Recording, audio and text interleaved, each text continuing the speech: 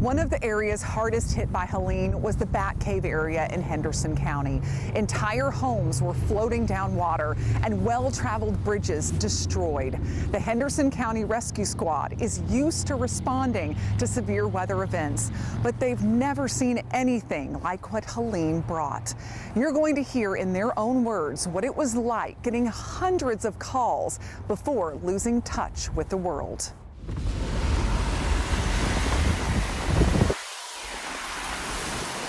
We've seen flooding, but not like that. It was just water everywhere.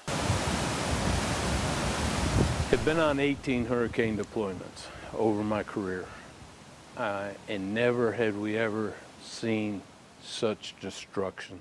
At any point in time, I can look on my CAD system on my phone. If our county's running 10, 12 calls at one time, we're busy. In Bat Cave, when we lost communication with the world, we were at 927 calls. Good luck. We couldn't really pass the Highway 74 bridge initially. We wouldn't even stand on it because there was water coming over it and buildings going under it and debris, and you'd have to have heard it down there. It just thundered for hours. I kept hearing cracking. So I'm looking, waiting for trees to fall on my head. Then I finally feel my feet shake. And I realize those are not trees cracking, that's asphalt. So we run across the bridge. And as we get there, I'm looking at the face of a man. I think he's looking at me, but he's actually looking through me. He's got a stare of unbelief, of horror in his face. And I'm looking at him as he's watching his house behind me go into the water. In the moment of it, you don't have time to even think about how devastating it is. You're just dealing with the situation as it's handed you. We're walking down, and I said, God parted the Red Sea. Can he not do something with this water? There was nothing churchy about that prayer. It was pure frustration. We didn't get from here to the parking lot.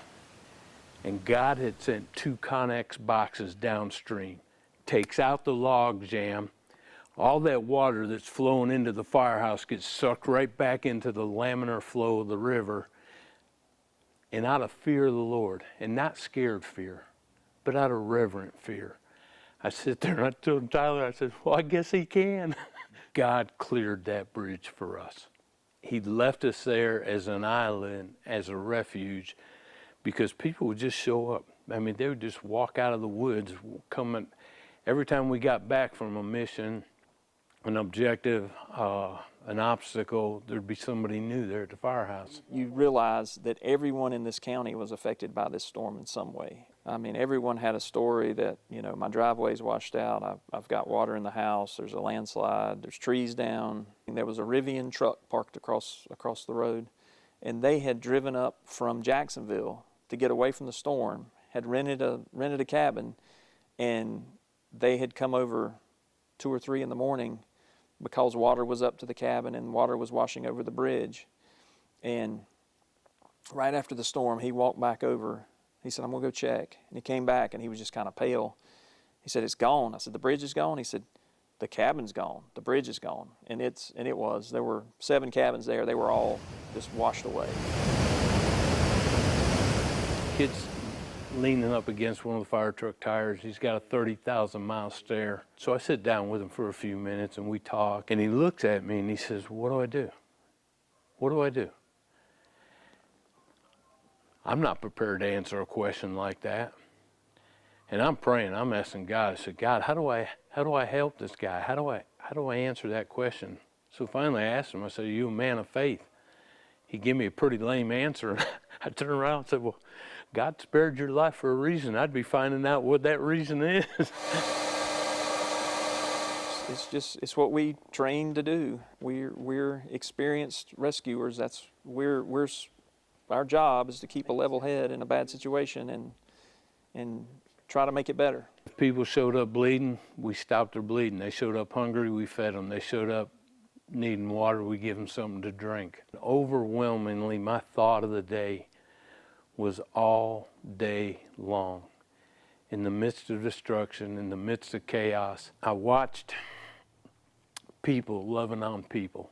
It's been very rewarding to see how much everyone's working together and taking care of their issues, and very little complaints, and just folks working to get back to where they were before the storm. The resiliency of our area, I mean, it came through that night. The Henderson County Rescue Squad says since Helene, they've learned a lot about how they can be even more prepared for the worst weather event. No matter what, their focus remains the same: serving their community.